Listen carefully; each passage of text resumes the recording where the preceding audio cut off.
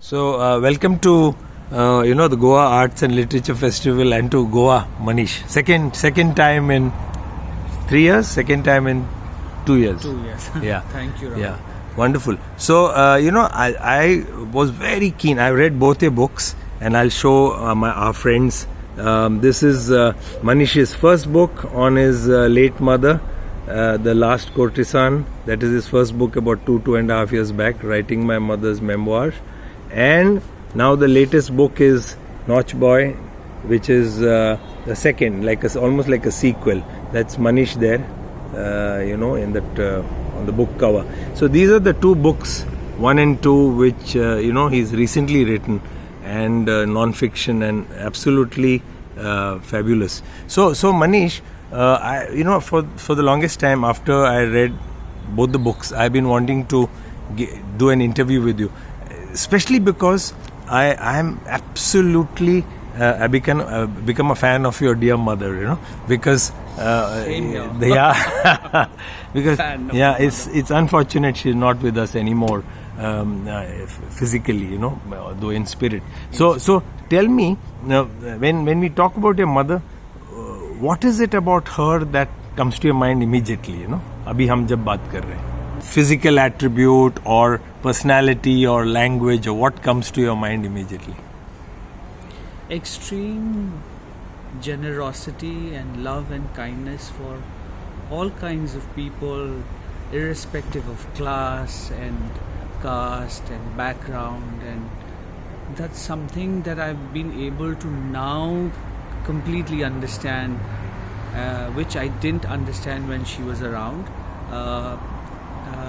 And sometimes I would get irritated by how much affection she would show to people that I thought were undeserving of her love. But I now understand that she was all giving, and it's something that I would like to imbibe if I can. And so that's the thing, that all enveloping kind of love and affection for all kinds. So when you were born in Kolkata, and when did you realize that you were protected by your mother, completely, yes. and she had a tough life. It's not easy being a courtesan, and where you have to sing and dance for a living, which she did so well. Yes. Now, when did you realize that you were a little different from maybe someone else? Was it the time when she took you all the way to Darjeeling and admitted you into a boarding school? In what ways would you see different, Rahul? Yeah. What I mean is that, let me rephrase it. Did you? How was your initial years in the Kota, in Kolkata? It was a protected environment, and it was women driven, and they had children or didn't have children. How did you feel? That's true. Initially I grew up in Bombay, in the Opera House area, the Forest Road area, the Kamatiputa area, with my mother, and I have very little recollection of that time because I was around 4 or 5, I think, then when we moved back from Bombay to Bau Bazaar, the Kota in Bau Bazaar, and it's there that I have this memory of almost like a film set, where in the daytime I saw the women of the kothas doing their riyaz in the morning for singing, then doing their kathak rehearsals in the afternoon, and then in the evening getting ready for a performance. And the doors would be opened, and then the lights would turn on, and the fragrance would fill up the air, and the colors and the shimmers and all of that. And I thought that this is a great place to be, and I was protected and nurtured by a bevy of women around who not only worked and brought the dough home, but they also ran the household, did all the household chores, did all the entertainment work, and looked after us and protected us in the best possible way, without allowing the elements from outside to in any way affect us, Because when you are raised in a kotha, it's quite possible that along with the women, the children are also going to be abused physically and mentally, in all kinds of ways. But they made sure that none of us were affected in this way. And one way of assuring that the troubles wouldn't reach us is when they put us in boarding schools across India. For example, my mother put me in a boarding school in Darjeeling when I was about 5. And so I spent 9 months there, and I spent 3 months of winter holidays in the kothas, and thought of the kothas as this adventure park that I went to for 3 months. So I had a great time living there, and I have wonderful memories of singing and dancing. Yes. I'm amazed that given the difficult circumstances in which your mother grew up, because it's so well brought out in your first book. She came from a tribe near Pune, and she was married off. She was a child bride. Child bride, and then she made a life for herself. And then she was trafficked in Sonagachi, and then put up in a kotha. And fortunately for her, she learnt the arts, singing and dancing, and made a living out of that. Absolutely. So that showed grit and determination on her part. Because from a child bride to becoming a courtesan was incredible. What has always stayed with me is that a lady who had sadly didn't have access to education, formal education, right, had the foresight to put her son, that is you, in a Darjeeling school. Yes. And the very fact that you are today an author, you've been a journalist, and you are able to make a living out of your writing is thanks to that education. Oh, absolutely. Yeah. That changed everything for me. Had she not... So the thing is, with the wives, they understood that raising a child in a kotha would be difficult for the children to have a good education, because say they went to school in the morning and they would come home by around 5 p.m, 6 p.m, and that's when the performances, the mujras start. So which corner of the room will the child go to study? And because they will be distracted by all the glitter and the glamour of the atmosphere. So it was not just my mother, it was all the women. They were sending their children to boarding school to have a better life. Fantastic. When you came home on vacations, you said it was like going to a entertainment park. You said, what is the word you use? Amusement park. Or like a circus, actually, in fact. Because Yeah. I saw my mother dancing with a bottle on her head, and she would bend like an acrobat and lift money with her mouth. And I saw another woman dancing on a thali. So I thought that they were probably part of a circus. And they were doing their early practice in this at home. And they probably went to a circus at some time in their life, sometime in the day or night, and did their work. Fascinating. I wanted to ask you a sensitive question. When men, largely it was men, the clients were men, Yes. and they came and they could have been boorish, in their behavior. And so, as you grew up, as you were becoming a teenager, let's say, how was your reaction to that? Because you might have got disturbed or angry or upset or something. The thing, Rahul, is for a long time as a child, I saw these patrons who were quite well behaved.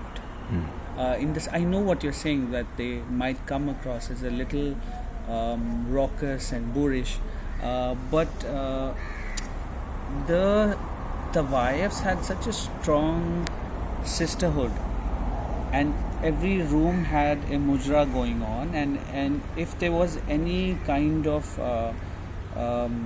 commotion happening in any room, the wives would leave their mujras and come to protect one of their own.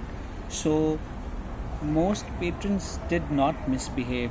If they did get drunk and got a little out of hand, then the tawaif knew exactly how to handle them on her own. I saw my mother fending off a drunk man who was trying to molest, I think, the two women, including one of them was my mother, and these two women fought him. Unfortunately, she had a slight accident in that situation where her finger got chopped off or something. But I remember this is the first memory I remember of growing up in the kotha in Bombay. And I remember it's almost like a black and white memory now, but I do remember that both the women came out stronger from that experience, I suppose. And also I think for a lot of women in these situations, when they see that they have landed in this place, this profession, and they see that they can either be helpless or they can make the best of it. And some of them, like my mother, I suppose, decide to be resilient and survive it. Fascinating. In that first book, if I'm not mistaken, there is a conversation between you and your mother, or possibly in your second book, where she says, "ये मेरे बारे में क्यों लिखना है और क्या लिखने वाला, कौन पढ़ने वाला है?" Right. Something to that effect. कौन पढ़ने वाला है, क्यों लिख रहे हो? And how difficult was it to, get her story, to document her life, many parts which you didn't know. How did you do it? I'm just curious. First of all, for a very long time as a child, I saw her telling me parts of her story. For many years, when I came back from the boarding, she would tell me this incident or that incident and that. And it was sort of like a memory quilt that she was building for me. But by the time I became a teenager and I kind of moved out, I went to live in the slums of Pune where her extended family is. So I suppose these were patches of memory that were scattered over and they had to be spun together. So she's always been wanting to tell me the story of her life so that I know her well enough. How well do we know our parent before our time? We usually know our parent from the time of our birth and how our mummy and daddy met and all of that. What about the life before that? So she wanted me to know, and there was a time when she said she would like me to write that story down and tell it, so that if there is any one person in the world who can read her story and make a better choice for themselves, then it was a life worth telling. Wow, that's amazing, really. You mentioned, I remember you had to stay with the extended family in Pimpri, in the slums for about 3 years. You mentioned now as a teenager. How difficult was it? What was the experience? I think it was different more than difficult, because I had just come from a boarding school in Darjeeling, and then I had finished my 10th and I had come to Calcutta, and then I had to do my college, and I was finding it a little bit difficult to adjust to a Bengali world in Calcutta, because I was from a boarding school. We only spoke in English and I was very thorough, and there was a certain way I conducted myself and a certain way I spoke and all of that. I found it a little difficult to adjust, and so my mother decided to send me to the slums in Pune, saying, "Go get an education in life. You got one in school, Darjeeling. yeah, and now go get one in life." And so when she sent me to the slums there, and it was a little bit of a shock for me to see in the kind of difficult conditions that the rest of her family lived, in tiny rooms. They were like 8 to 10 people living there, yeah, and they were working mostly in the service industry. For example, one of them was a watchman in a bank or in a hospital. Another one was an auto rickshaw driver. Another family was making country liquor, which I had seen for the very first time, and which I was also making with them for the very first time.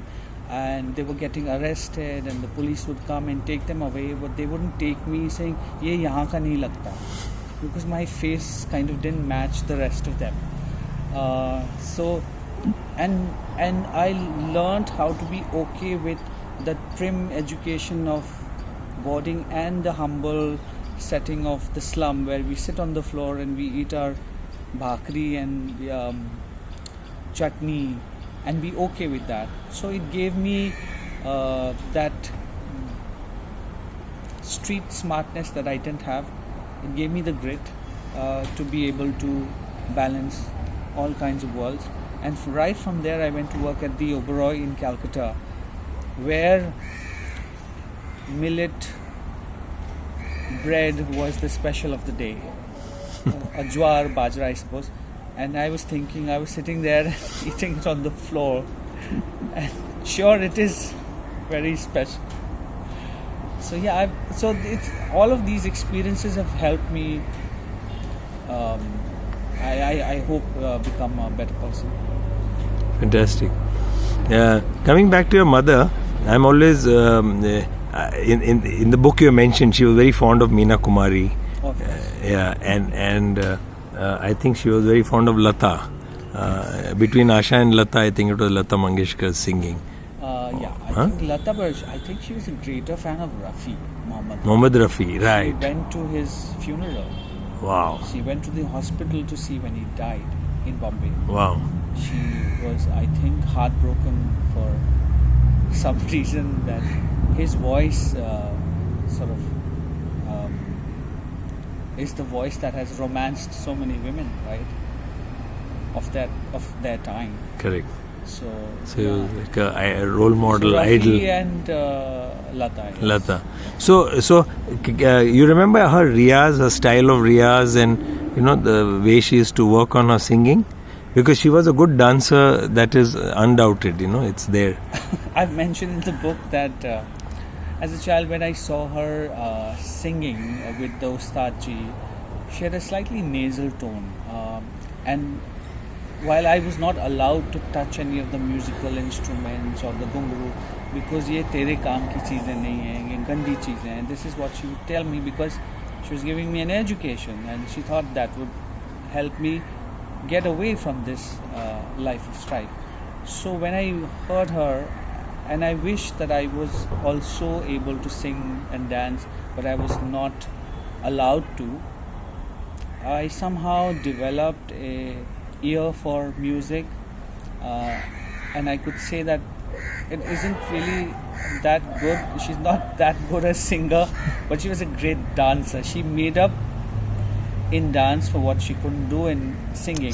She herself said that she found singing slightly tougher to master than dancing, because dancing came naturally to her because she was a girl on the outskirts of Pune with her little goats dancing about on the plains there. So she just had a natural rhythm for dance. Wow. So you mentioned we are zeroing in on her third anniversary now, death anniversary, right? Yes. That's tomorrow. Wow. And that's March the 14th. February the 14th, I'm sorry, Valentine's Day. Yeah. So how do you remember her now? Like if you just close your eyes and remember her, what comes to your mind immediately? I think she chose this day in a way to sort of remind me that one should be more open to love. Wow. Irrespective and despite of everything, embrace everything with love. Fantastic. So on that note, we'll remember her, and I wanted to once again show the cover of this to show Rekha ji to the people who don't know her, and your other book also, where you are there as a small boy. So thank you Manish, for spending time. Thanks. Thank you. Bye.